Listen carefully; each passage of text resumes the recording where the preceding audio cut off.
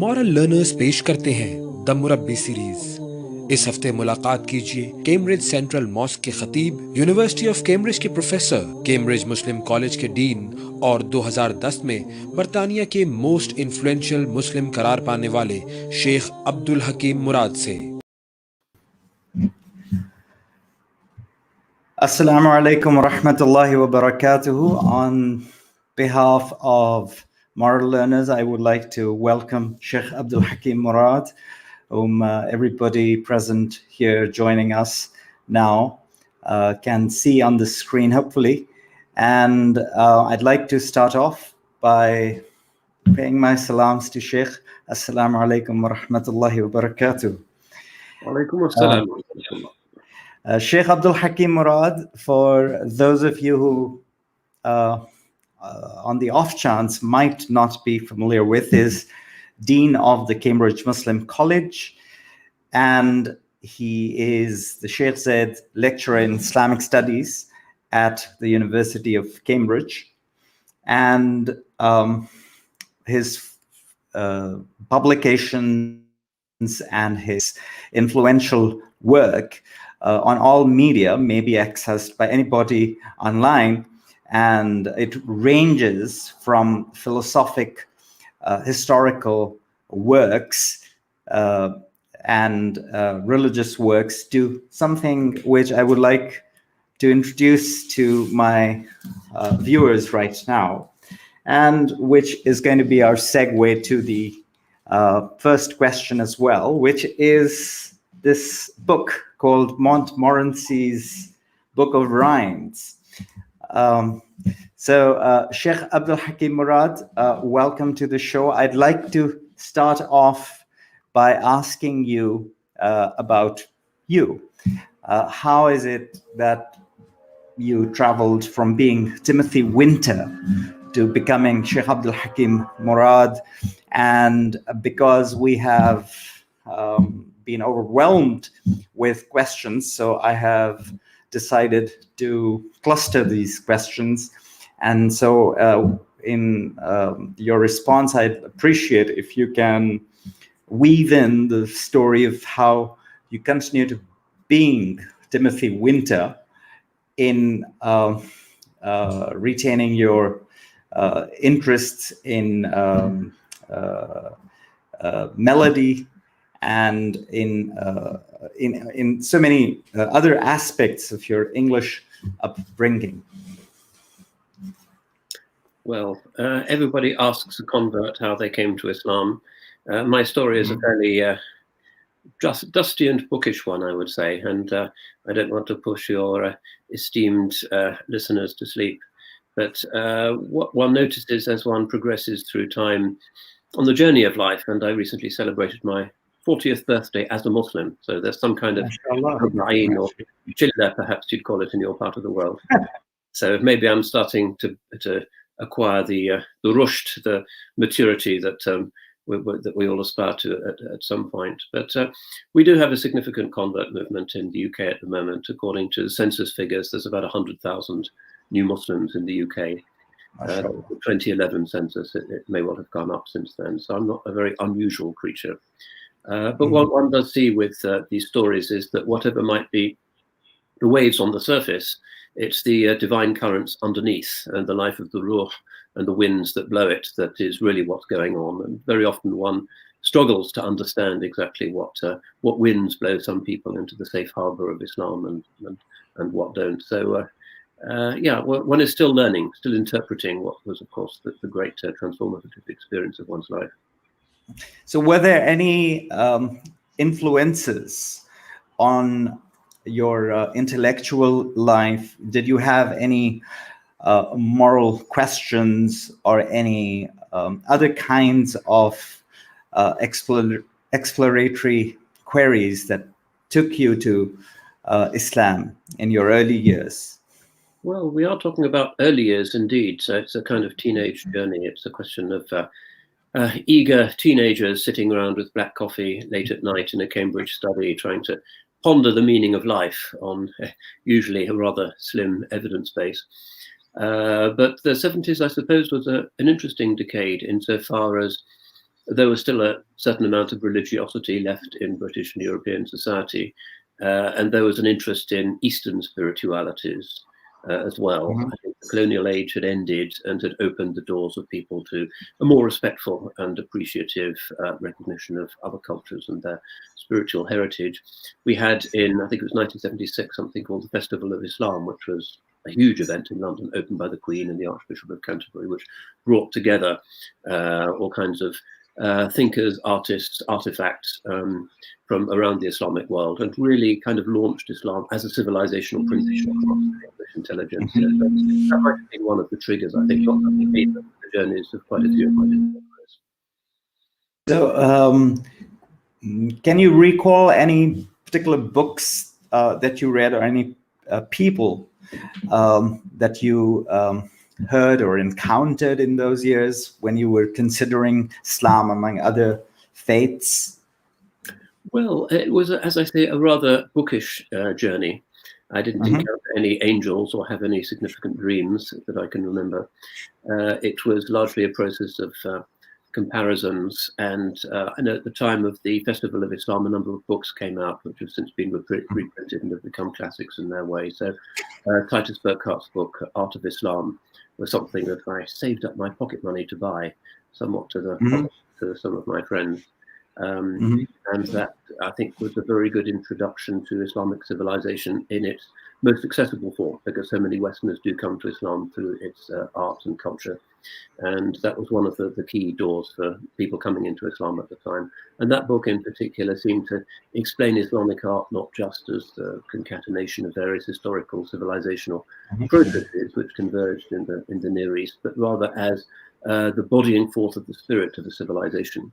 So the ethos of Islam, the idea of Islam itself, the taslimiyat, the submission to the ultimate, is something that is represented in the most accessible and beautiful way in the great sort of architectural, literary monuments of the civilization, calligraphy, textiles, glasswork, Pritware, and so forth. And that continues to be one of the main sources of da'wah in the Western world, I would say. So you were at the point of starting your higher education, I suppose, when you became Muslim, and then can you connect the dots for us? I took the Cambridge entrance exam in economics and soon decided that would be frightfully boring, and so I switched to something that had been a kind of hobby interest to me for some time, which was Arabic. The initial intention, as I seem to recall, was to go off to work in a bank in Dubai and retire rich by the age of 40, but haven't succeeded in that, I'm afraid. One of many disappointments in life. But yes, so I decided to take what's called the Arabic Studies Tripos in Cambridge.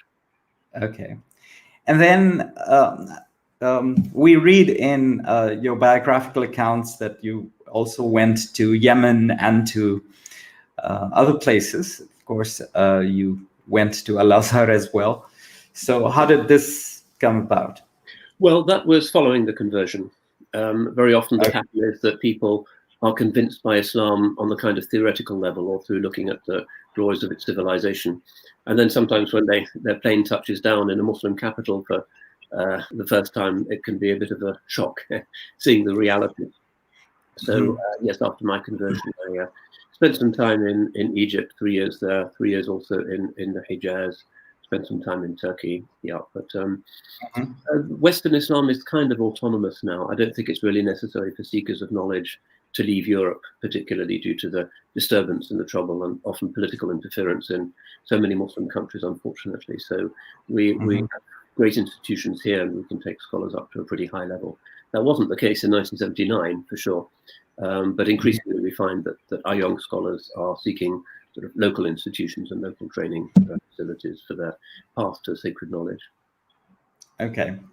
And in attending these institutions, and even earlier during your British and English education, what was the role of mentors and educators in your life? Because a very large part of our audience comprises educators and educationists and ulema associated with various madaris. So if you could give us some names and what was the common denominator that they shared in terms of having a formative influence on you? Well, during the school time, I suppose, there were certain teachers at my school who I had the good fortune to be able to listen to, who oriented me very much towards looking for truth, reading philosophy, reading theology with an open mind, studying art, listening to great music, opening oneself to the traditional core concerns of mankind rather than just doing what teenagers very often do in a Western society. Alerting oneself to the life of the mind and the richness in that. So I continue to be grateful for them and their high-mindedness. And then following the journey to Islam, obviously my training was essentially in Western institutions because my Arabic degree is from Cambridge and my PhD is from the Free University in Amsterdam. So I'm very much in the Western academic frame, and that's where I remain. But I did have the good fortune to study with some really traditional, quite unreconstructed representatives of our tradition in the Near East. One of them was Habib Ahmed Mashhur al-Haddad, who was dividing his time between Jeddah and Mombasa, one of the founding members of the Islamic Academy, and the great Murabbi Murshid in his own right. Like most of the Yemeni ulema in South Yemen, he'd been driven out by the communists. So living in Jeddah, which in many ways is a slightly disappointing town, as I say, mostly shopping centres and banks and nothing really interesting. There is an interesting diaspora of, at least there was at the time, of people who'd been displaced by various socialist revolutions from Eritrea, from Syria, from Yemen. So it was possible to study with some really great ulema in the city of Jeddah back then. And then some of the Turkish scholars, there was in Bosnia, Shaykh Feyzullah Haji Bayric, who was the imam for a while of the main mosque, the Hosrat Beg Mosque in Sarajevo, and great hadith scholar and expert on Rumi's Masnavi. He was the Bosnian translator of the whole Masnavi, and a man who was really quadrilingual, I guess, Arabic, Turkish, Persian, and his own Bosnian language. Real authentic traditional man. Sheikh Mohammed Masoom from Naqshbandi Silsila from Diyar in Iraqi Kurdistan, and Shafi'i also kept me on the straight and narrow, I think, and alerted me to the fact that Islam is not just in books, but is in fact a transformation of the soul as well, and a process of tarbiyah and taraqi. So it's very easy for people from a Western academic background to see Islam as essentially a philosophical or an aesthetic experience, but of course ultimately it's about the heart, because that's where Allah looks. لا ينظر إلى صوركم ولكن ينظر إلى قلوبكم وأعمالكم. And that takes some getting used to if you're a Westerner that is habituated to studying only the surface of things.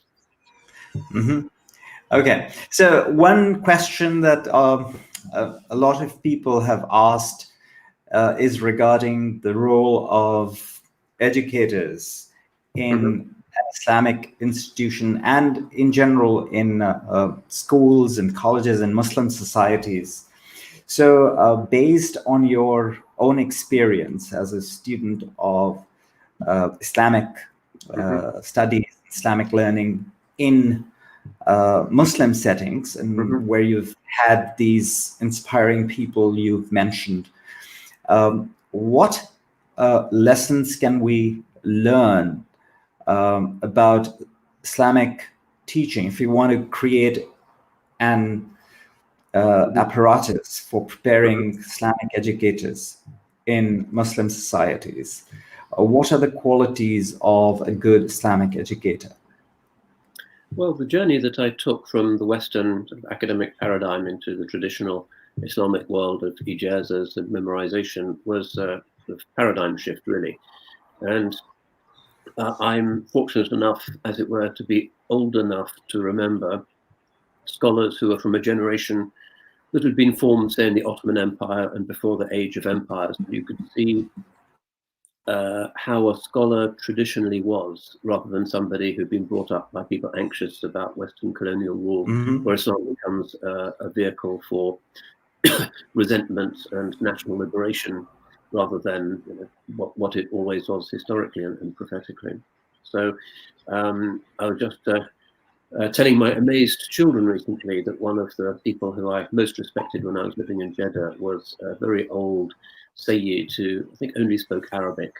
And actually, most of what he said was in poetry, because he was so immersed in Arabic poetry that he could just speak poetry, which nowadays something you don't often encounter, completely traditional now. And he said, "Oh, you're going to go back to England. Well, you must remember your responsibility there is da'wah. Always find things that you can share, that you have in common with the other people there. So if they're celebrating Christmas, you should also celebrate Christmas, because Surat Maryam is a celebration of Christmas. And I think about that, and we don't celebrate Christmas in my house, but it was interesting that that old generation I found to be much more open and very da'wah focused, rather than defensive and really preoccupied with small minutiae, which is what we found amongst some of the younger scholars. So I do recall the really old ones, and I met some really, really old people. I knew Shaykh Saeed Ramadan al-Houthi, for instance, who essentially was an Ottoman person. That you find that generosity and that focus on conveying tawheed and the importance of da'wah as really the only legitimating reason for being in the Western world. The ulama really don't like hijrah outside the Dar al-Islam. But if you're there with the intention of spreading the message, and you can somehow do that, then don't be too narrow. Always focus on what's essential and find what you have in common with people, rather than just picking an argument. So that continues to inspire me, and I think a lot of Muslims would do well. Unfortunately, that generation is no longer with us. Things have become more narrow and sectarian since then. But I do remember that as a blessed time. Okay, so I'll pick up this theme about the preparation of Islamic educators and how we should revisit and really reform our institutions. And you've been writing about it and speaking about it for a long time now. But I want to go back first to your evolution. And so you get your training at Al-Azhar and at other places, including Bosnia, you mentioned, and then you return to Cambridge. And then from that point on to the founding of the Cambridge Muslim College. What happened, what led to it, and what is its vision? Yeah, I mean, it's been a long journey, and the journey is, by the grace of Allah, still continuing. My main sort of bread and butter is actually within the University of Cambridge. So I teach, as it were, within an Oriental studies paradigm, and my students overwhelmingly are not Muslims. Muslims, when they study in Cambridge, tend to do engineering, law, medicine. They don't really study Islam. So my students are mainly non-Muslims, which is an interesting laboratory. And it's interesting to discover how skin deep are so many of the prejudices. The people here aren't really fanatically anti-Muslim. They just heard a few things that are mistaken, and you can clear those away quite quickly. So it's been quite a reassuring experience. Cambridge Muslim College arises from the fact that it's now increasingly difficult for young Muslims who want to do, I guess, what I was doing 30 or so years ago, to go to countries like Yemen, Syria, Libya, Egypt, wherever, because of the instabilities in so many Muslim places, unfortunately.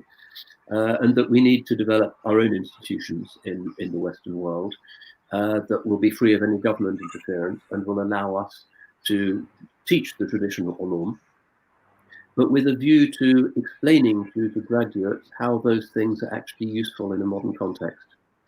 We have traditional Darul Ulooms in the United Kingdom, maybe 30 of them, but what their graduates recurrently tell me is that once they've graduated with a kind of Dars Nizami curriculum with the traditional certificate, they then face generations of young people, young Muslims in England, who are asking questions that they haven't been trained to deal with.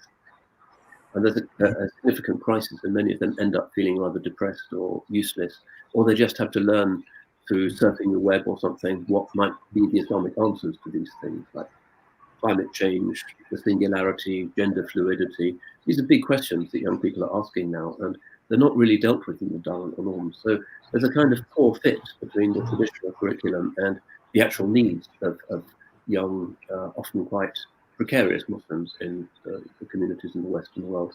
So I thought it would be interesting to demonstrate not a kind of reformed type Islam of the kind of original, as it were, Aligarh movement type, but rather to show the way in which the classical texts, with plenty of usul as well as furu', and that means that the aql as well as the naql, because we live in an age of science and philosophy, and we can't just repeat text. It doesn't work. It really doesn't work. Will enable us to see how the classical vision actually represents a very good complex of responses to the challenges of modernity. Evidently, you won't find an answer to the singularity, for instance, or climate change by looking at Qaduri, but we still think that those texts are the best possible basis for an education that then gives the students the intellectual and the usuli skills to enable them to understand Islam at a level, so that they then can go on to answer these questions. So it's fairly bold and experimental, I would say, and many people think that the only way forward in the West is some kind of reformed Islam or moderate Islam or diluted Islam, and in my experience, that's not the case. I think we need a believing Islam, which is based on Iman, the kind of religion that is based on a lot of ibadah, particularly private ibadah, which was always the way of my teachers, and a confidence in the traditional madahib. We're mostly Hanafis in England, but we teach Shaykh as well at my college, to deal with, as a basis for ijtihad in order to deal with these issues. That is, Shaykh Abdullah Baya once told me, هذا زمان تحير فيه العلماء. This is an age in which the ulama are bewildered. There's so much completely new stuff happening. People with three genders, people switching from gender to gender, gay marriage, all kinds of things that are really unprecedented in human history. The climate change, which is particularly threatening the Muslim world, and is already producing climate change refugees. What to do with a society that is no longer Ahlul Kitab, but is basically not believing in anything. What is the fiqh way of dealing with people who aren't really anything? You can't marry their women or eat their dhabiha or do those things any longer. It's a world in which there's millions of questions. And our conviction is that with the correct usul, and in the Cambridge Muslim College, we do a lot of usuli work on usul al-fiqh and ilm al-kalam, understanding why Islam says certain things. So our inspiration, I guess, would be people like Allama Bihari and Shah Waliullah Dehlavi and that tradition, particularly of Maturidi, Ta'leel, and ultimately in the Hanafi principle, you have to see what the illah is, what the reason is for the hukm, because everybody asks nowadays. It's not enough to say, Islam says X, young people will say, but why? Which is not necessarily a bad thing. And you have to give them not just the dalil naqli, but the dalil aqli as well, or they won't be fully satisfied. That's just the nature of the age. So working within that Hanafi Maturidi Samarkandi tradition of al-asl al-ta'lil, we've actually found some quite extraordinary things. And of course, the students are exposed to the fact that Western philosophy is a range of things and is in a state of crisis as well. So we don't give them a comfort zone, but we do enable them to talk intelligently to the kind of people that we should be summoning to Islam, which many of the Darul Uloom graduates say that they're unable to do. Okay, I'd like to take, since we will be running short of time unless we cover a lot of territory, given the that's what we. There's so many questions people are asking and have posed already. So I'm trying to cluster together not a lot of them. And one set of questions has to do with history. And I'm going to take a very short historical turn here. So Makdisi's work on the rise of colleges talks a lot about the West's debt to Islamic institutions. Would you like to comment on to what extent the Western institutions of learning are indebted to Islamic institutions of learning? Usually we identify the historical Islamic institution as the madrasa, but as Makdisi and others have pointed out, there are a number of other institutions in place as well. So if we were to talk about reviving Muslim educations of learning here and creating some sort of a synthesis of an institution that would overcome the shortfalls of the current madrasa institution set up around the world, as well as schools, what lessons can we learn from our tradition? Well, it may or may not be the case that various Western pedagogic institutions have distant medieval roots in Islamic precedents. That's possible. I'm not sure that that's particularly relevant to us today. As an accredited institution, because Cambridge Muslim College gives recognized degrees, we obviously have to comply with certain regulatory and procedural pedagogic norms within the British system.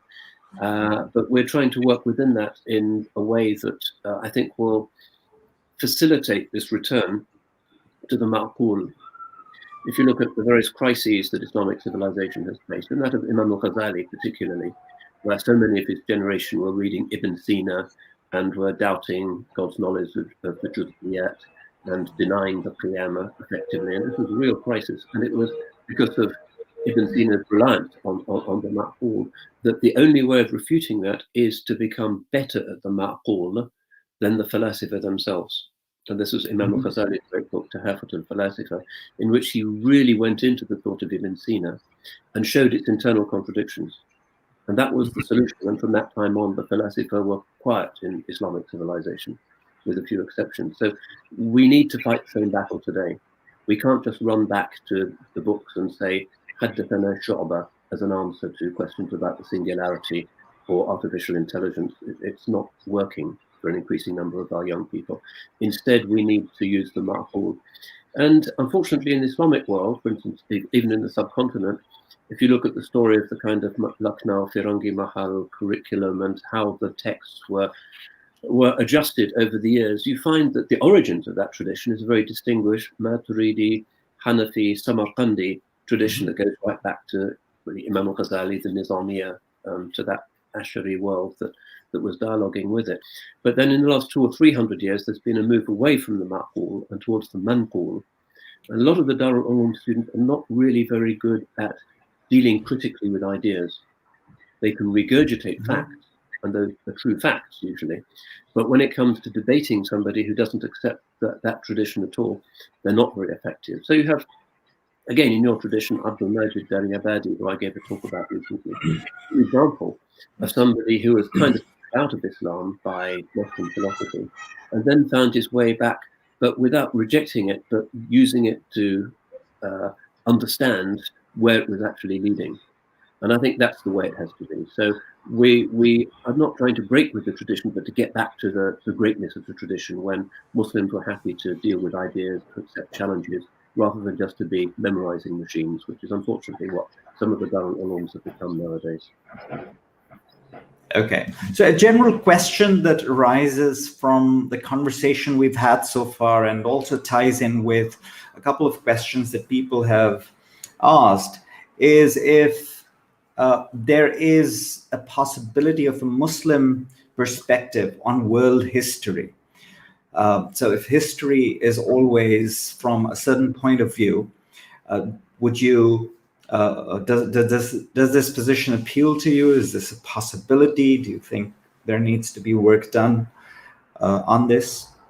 Oh, I think it's necessary because the Quran does this. The Quran is telling us the stories of earlier peoples, not just because of our idle curiosity, but because there's a lesson for us. There's i'tibar in the ups and downs of human history, and that's why Ibn Khaldun gave his book the title that he gave it. The i'tibar is what we seek to understand. What is the takeaway from studying ancient Egypt, from studying Babylon, from studying the Byzantines? And certainly it's important for Muslims in the current historical moment to understand what are the historical, sociological, intellectual, philosophical forces that have created the modern world. Very often Muslims think that the modern world is just about products. They don't understand that there are systems of thought behind it and that those systems have a history. So we find it's very liberating for Muslims to be able to understand why the modern world is the way it is, because then they can start to critically engage with it. Sometimes they can see there's positive things in it which can be beneficial, and they can actually start to be healers rather than just reactors. So yeah, absolutely, we need to understand sacred history because these are Ayyamullah, these are God's days. There isn't really a secular interpretation of history. everything is what Allah subhanahu wa ta'ala is doing in every moment. Kulla yawm huwa fi sha'n. He is the reality of history. And that's the necessary Quranic perspective, I think. There's no way in which a Muslim... So because we have, because we have a number of parents among our audience who have asked me to ask you if you have any recommendations on the subject of history, if we were to teach our children not just Islamic history, but including Islamic history, world history. Yeah, it depends on the age of the child, and I've brought up children myself. What I found through processes of trial and error, and of course each child is different, is that this is a very visual age, and that giving them a page of printed text is going to be hard work for them. You have to give them pictures, which means that if you focus their sense of the history of the world on the history of architecture and sacred art, that immediately grabs their attention. So I remember with one of my sons, the moment when perhaps he was really most gripped by an amazement at Islam and being Muslim, he was quite little at the time, was when we were in Samarkand. We'd been to the Mazar of Imam Marghinani is there, and also Imam Maturidi. It's one of the great capitals of Islam. We went to the great Registan Square, which is, I think, the most beautiful place in the world, and it's full of tourists, unfortunately. But there are these three great madrasas, and it's so stunning, visually, a perfect place. And little boy stood at it and just went silent and was completely amazed. And for years afterwards, he was saying, when can we go back to Registan Square, Daddy? And I want to see those madrasas. And it went very deep into his soul, because children are they absorb beauty and they absorb big experiences like that. And if you can link that to their sense of pride in being Muslim, that Muslims created these amazing things, and that people go from around the world to look at Registan Square. And to this day in India, most Western tourists want to see the Muslim monuments in India. They look at the temples, but it's mainly the Muslim things that grab them. That in this visual age, give them history by all means, but make it linked closely to the physical consequences of those histories. So art and architecture, certainly. It seems to be a very effective method. Okay. So would you have any recommendations in Islamic history, in particular, any titles of books for grown-ups, for college students? Because we have a number of college students present among the audience right now. Well, I'm not sure that there's any good sort of general histories of Islamic civilization that one could really recommend to modern readers, unless there's books that have simply passed me by.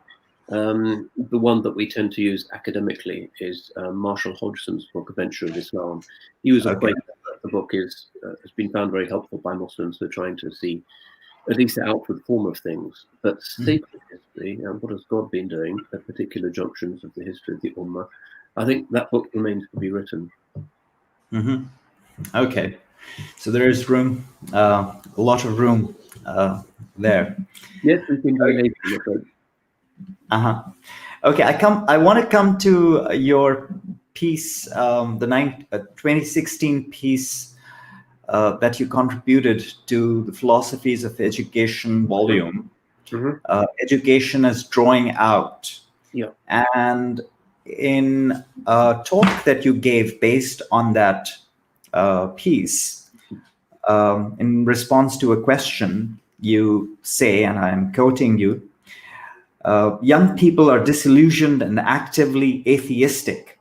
And Islamic curriculum in the madrasa, let alone their schooling, doesn't prepare them for the philosophic training to respond to the challenges of modernity. Now, you have addressed this issue to some extent, but within a secular framework of mainstream schooling, on the one hand, within the Naqali tradition prevailing in the mainstream madrasas, how do we create these bridges?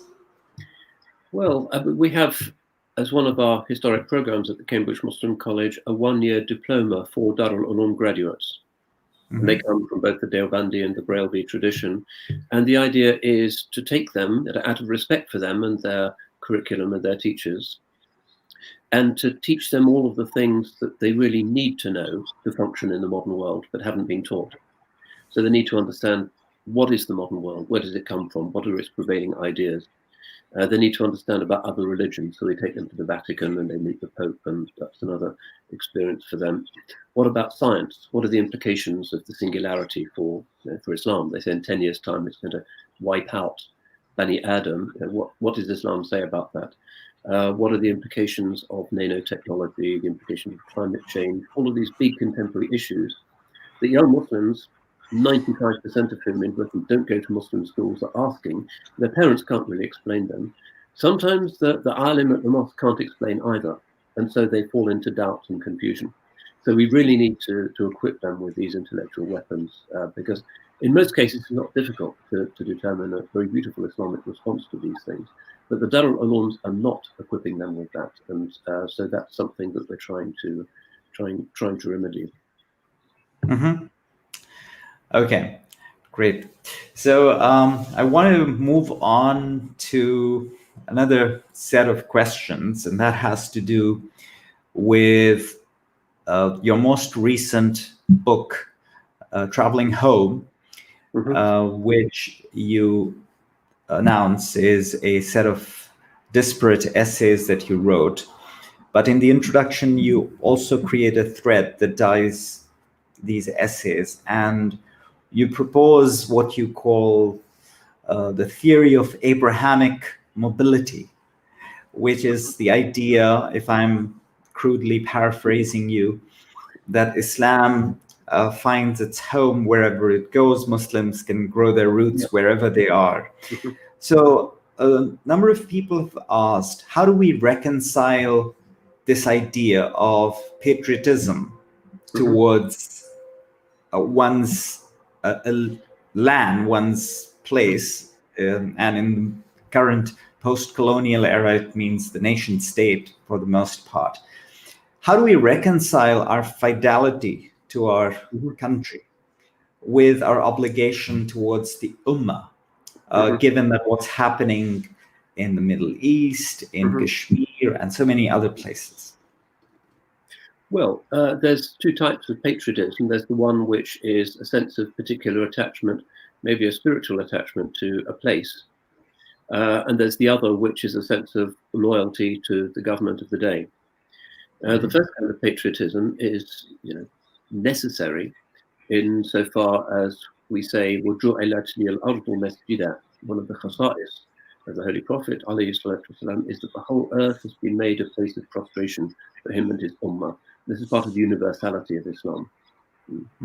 وَإِذْتُ لِلنَّاسِ كَافَةً. I'm sent to all mankind, which means that wherever we go, that is a place which profoundly belongs to us, because we recognize it as a set of signs related to their creator. So we would say we belong everywhere more than anybody else does.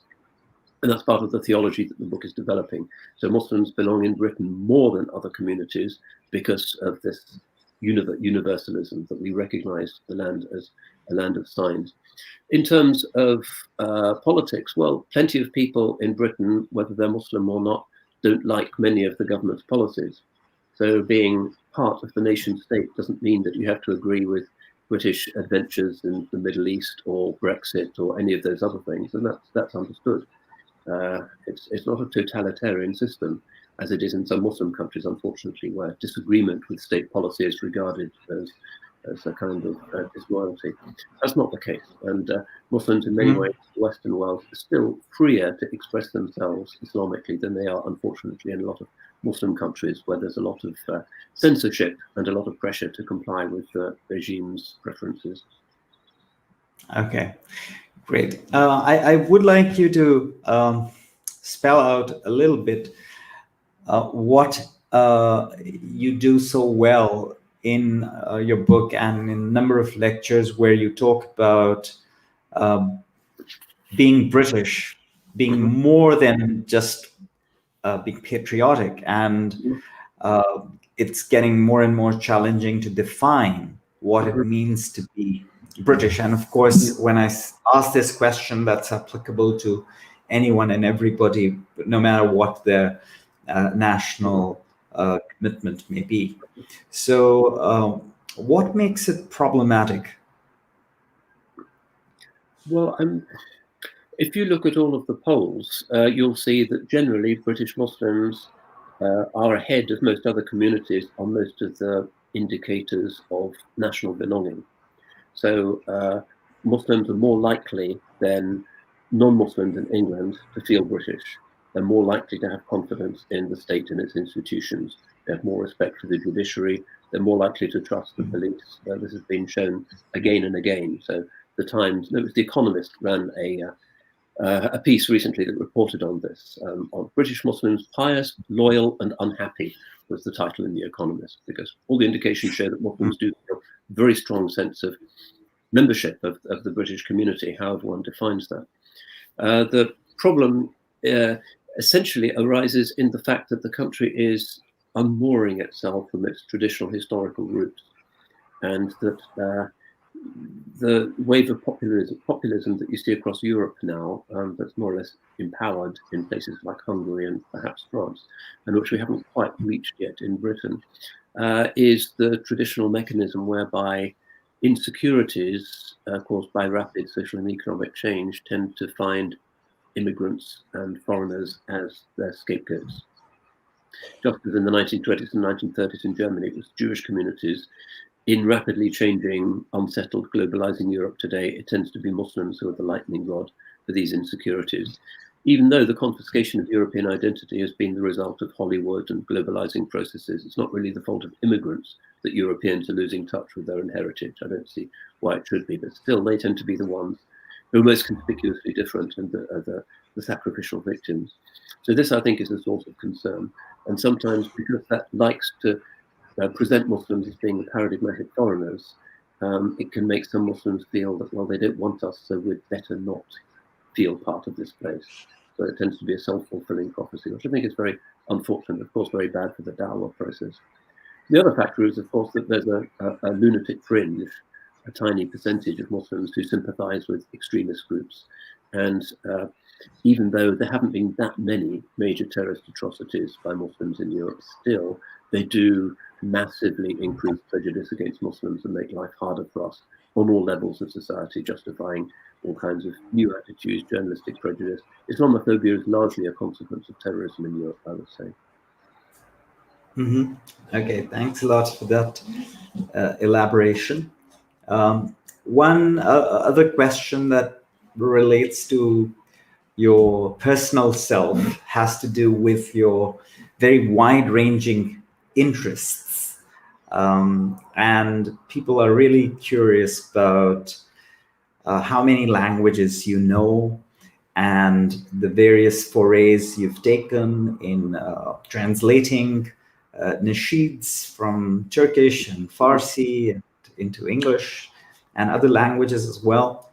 So I know you try to avoid biographical personal questions for a good reason, but just to indulge our curiosity a little bit there.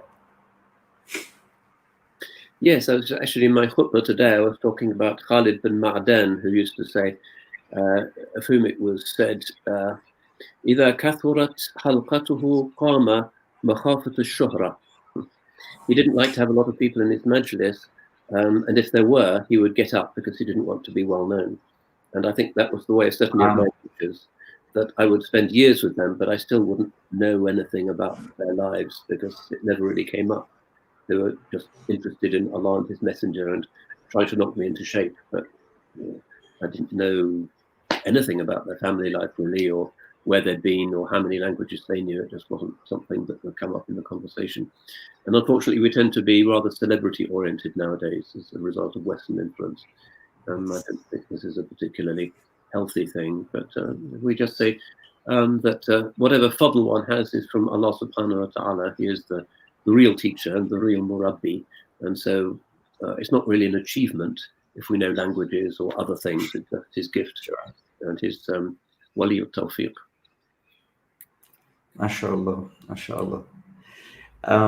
So one particular question, I'm reverting to questions related to education. One particular question has to do with the role and position of the educator, the teacher.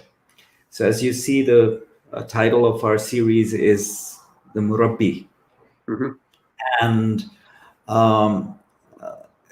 Makdisi also mentions the significance of Ma'iyya and Suhba in Yeah. traditional Islamic institutions. So with technology increasingly replacing teachers and learning institutions across the world, do you think there would ever be a time in Muslim societies when we would safely be able to dispense with the teacher? I don't think that's the case, because more than any other tradition, we have these traditions of isnad, of ijaza, of personal instruction, so that people cannot just learn by what used to be called wijada, finding things in books, but you can only teach them if you receive them from a teacher who authorizes you to teach them when he thinks you're ready, so that knowledge does not fall into the wrong hands. And a computer can't have an ijaza. Now, sometimes Mhm. simply don't have access to traditional scholars, and they can read books, and that, in a sense, is what books are for. But the teacher is there not just to inculcate knowledge, but to give you an inspired sense of what it is to live by that knowledge. So I remember when I was with one of my teachers, Mashallah Haddad, who must have been about 80 years old. I was perhaps 25 and he was 80. And we would travel together. And after two or three days was about the most I could take, because we'd get to a town and I would think, well, this is exhausting. I want to take a shower. I want to get some rest. But he wouldn't do that. He would say, we have to visit so-and-so, and we have to pay our respect to Shaykh so-and-so, and there's this dust. And then at night, after we'd eaten a bit, that would be his time for reading Quran, and then he'd sleep for an hour, and then there'd be 2 or 3 hours of tahajjud, and then he'd rest a bit before Fajr, and then the day would start again. And he really was like that. And as a 25-year-old, I couldn't take more than 3 days of that. I became kind of exhausted. So that's what you see with the real ulama who are actually doing it and who have this tremendous inner strength. And that's a sort of inspired thing that I will always remember. And the other aspect is that the scholars with their memorized knowledge have the true knowledge and the book doesn't. One of my teachers, Al-Marhum Shaykh Al-Fadani, Muhammad Yassin Al-Fadani, who was in Mecca, who taught hadith in his house. You'd have this small group of students, mostly Syrians, and he would be sitting in a corner. And again, he was really old, maybe about 90 at the time, and he didn't move. I thought sometimes maybe he died because he was so immobile. And then the students would read in the Sama' style, the hadith. And then sometimes the Shaykh would sit up and say, la, and he would get us to correct the text. Even though we had the best printed edition of Sahih Muslim, it still wasn't right. It still had printer's mistakes. And so we'd all sit and we would correct the text. And that's something that's irreplaceable. And so I think it's more important now than ever before in this rather impersonal electronic world for us to be really with the rijal to benefit from their software, and to continue with the tradition of Isnad Muttasil, which is the essence and the justification of all Islamic learning. Okay. And one last question that has to do with how you would define traditional Islam. You've spoken about it and you've written about it, I know ad nauseum, but for the benefit of those who, for whom you're the face of Western Islam. Well, I'm not sure that I'm anything really, but I say that I use the term in a helpfully vague way, because we know that ours is a polycentric tradition. We don't have a Vatican or a magisterium. We've always had different madahib, different masharib, madaris, different ulama. That's the nature of the religion. And Imam Shafi'i explains why that's the nature of the ummah, that it has this tanawwa within it, and why this is such a good and a strong thing. So traditional Islam is based on a respect for that this ikhtilaf is a source of intellectual strength and also makes us less arrogant. Imam Suyuti has a whole book on that, which is really useful. Like this, it's spiritually beneficial for us to know that al-haq fi ghayr al-wahid, that on many of these ijtihad issues, there's other points of view that are also yajuz al-ta'abbud biha. It's permissible even to worship according to those other ijtihads. And this is, again, I think, one of the khasa'is of our ummah. So traditional Islam is that which respects and celebrates this ikhtilaf, and embraces basically everything that's there in the really traditional libraries, which is something fairly consistent across the Islamic world. If you look at a traditional Muslim library in Indonesia, one in Morocco, one in Bosnia, you see the same basic texts that the Madaris are using. You see the same great works of tafsir, the same works of hadith. Sunni Islam is, despite the fact that we've never had a pope to enforce uniformity, remarkably consistent in its respect for ikhtilaf, but there's still boundaries and you shouldn't go beyond them. So that, I think, gives us the versatility as well as the authenticity to deal with the challenges of the modern world. A real tightness and insistence, kind of muhatta way that there's only one possible correct interpretation for anything, is going to make Islam so stiff that it's going to break, I'm afraid. And many of our sort of extreme movements tend to break because of that narrowness. So, yeah, traditional Islam is just the Islam of the ulama, as traditionally understood before various contemporary reformist movements, whether liberalizing or fundamentalist, move things in new directions. Okay, so in other words, if traditional Islam is one thing, does it have a single opposite or multiple opposites? Oh, it has multiple opposites because modernity, which is, I guess, the opposite of tradition, has so many different shapes. You had in the 1950s a kind of communist Islam appearing in Syria and Egypt. You have the reformism of the 19th century of Maulvi Chiragh Ali, Sir Said Ahmed Khan, people like that. You have various reformist movements within the Hanafi ulama in the subcontinent of the last 200 years that have caused, unnecessarily in most cases, I think, very severe sort of sub-sectarian divisions amongst the Muslims.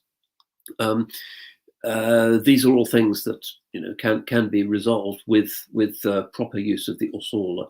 And I think one of the consequences of moving away from the usul and focusing on a lot of memorization of fatwas and hadiths has been that we no longer understand that ikhtilaf is just part of what scholarly life is like, and it doesn't matter if somebody from the Darul Uloom across the way takes a different view from you, as long as his mukhlis and his ijtihad is based on some recognized usul, that needs to be respected. And that's something that, certainly for the British Muslim community, which is quite sectarian and quite fragmented, is one of the most important things that a return to usul can achieve.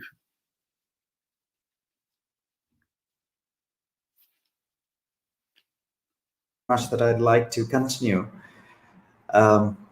Would it be fair to say that the role of Islamic educational institutions should be to preserve traditional Islam as opposed to other forms of Islam?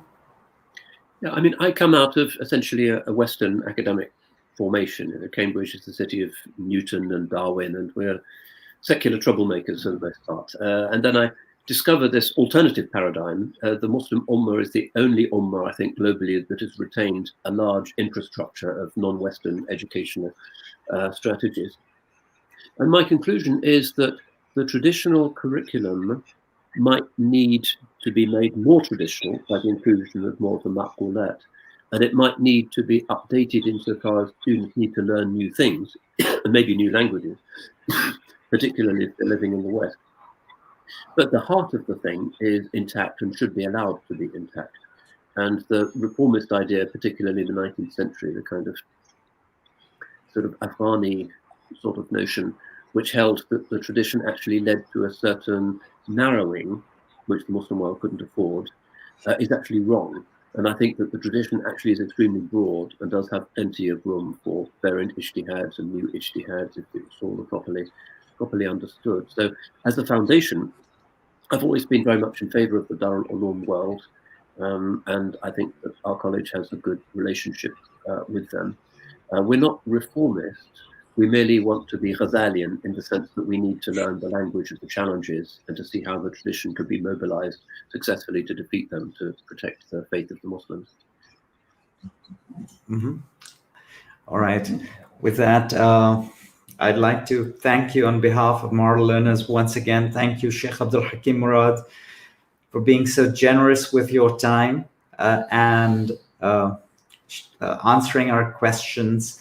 I haven't run out of questions. I have still a very long list of questions before me, but my eye is on the watch and it tells me it's time to wrap up. So thank you very much. I really appreciate you took the time to entertain our questions. Thank you. Jazakumullahu khairah. Thank you. And if any And knowledge would like to visit us in Cambridge, we'd be honoured to receive them. okay, Jazakumullahu khairah for this offer. And I'd like to inform our audience that next week, InShaAllah, we'll have the 25th episode of the Murabbi series, which will be hosted by Ustad Hashir Zubairi. And he's going to be hosting Shaykh Mirza Yawar Beg, who's a life coach and advisor for Jamiatul Ulema South Africa. And he's written many books on leadership and seerah. And he's also the founder and president of Yawar Beg and Associates. So it's going to be on the 25th of December at 8:30 p.m. Pakistan time. With that, I'd like to take leave of all of you. Jazakumullahu khairah for listening in. Assalamu alaikum wa rahmatullahi wa barakatuh.